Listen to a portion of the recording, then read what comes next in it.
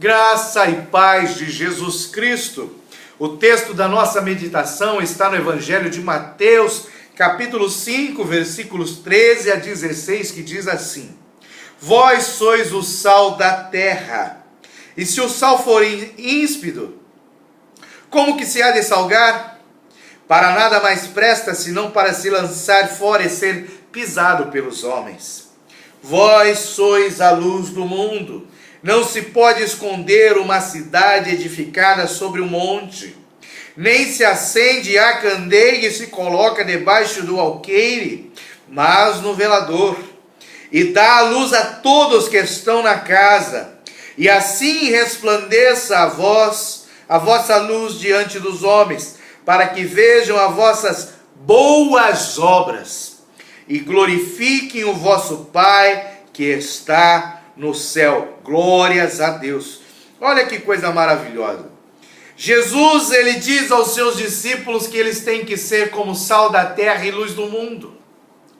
E quando ele diz aos seus discípulos que eles tinham que ser como sal, ele tinha noção, consciência que seus discípulos conheciam quais eram as propriedades do sal, pois o sal serve para preservar os alimentos e serve para temperar, para dar gosto aos alimentos. Então, os discípulos estariam então sujeitos durante toda a sua vida para preservar a luz de Cristo, para preservar a doutrina, a palavra, o ensino de Jesus em suas vidas, para preservar esse mundo da destruição, porque enquanto os discípulos estiverem aqui na terra, o mundo não será destruído. Nós temos aí várias manchetes de jornais onde cientistas, pessoas têm marcado a data que a terra irá se acabar, a data que o fim chegará.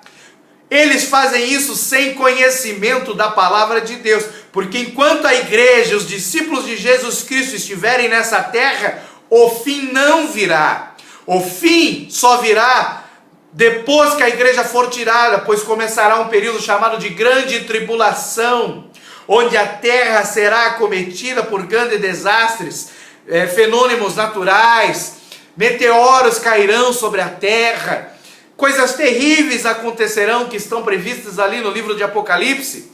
Por eles não conhecerem as revelações da palavra de Deus, eles se enganam. E cada vez mais você vê novas datas, novos pareceres, que só vêm a alarmar aqueles que não têm conhecimento da palavra de Deus. Então os discípulos são o sal da terra, para conservar essa terra da destruição. Porque quando o sal for tirado, quando ele perder a sua qualidade, o sal será lançado fora para a terra, deixará de conservar. Então, Paulo nos ensina que existe um ainda que impede a manifestação física do anticristo nessa terra, onde começará o período da grande tribulação. Esse um é a igreja que está selada pelo Espírito Santo. Enquanto a igreja estiver aqui, o anticristo não se manifesta. Essa é uma das propriedades do sal. Olha que outra coisa interessante, ele fala assim, né? Ele compara os discípulos dizendo: vós sois a luz do mundo. Ou seja, a luz tem que brilhar para o mundo, não tem que brilhar só dentro de uma casa de 4 paredes. Vós sois a luz do mundo, não a luz da casa. Vós sois a luz do mundo, não a luz da igreja. Vós sois a luz do mundo.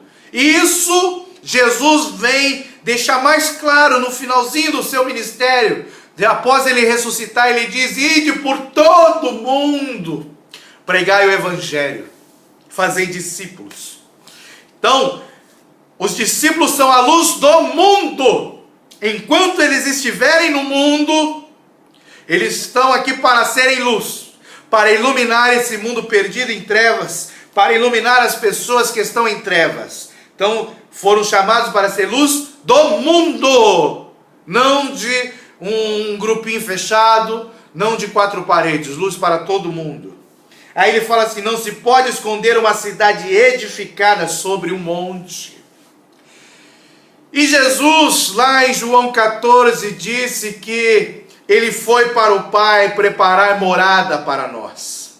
E Paulo diz que a nossa cidade está no céu, e Jesus está lá preparando morada, mas ele voltará para nos levar para junto dele nesta cidade. Então, ele fala que esta cidade que ele está lá edificando, que ele está preparando, ela está sendo edificada sobre um monte. Ela está sendo edificada para pousar sobre um monte.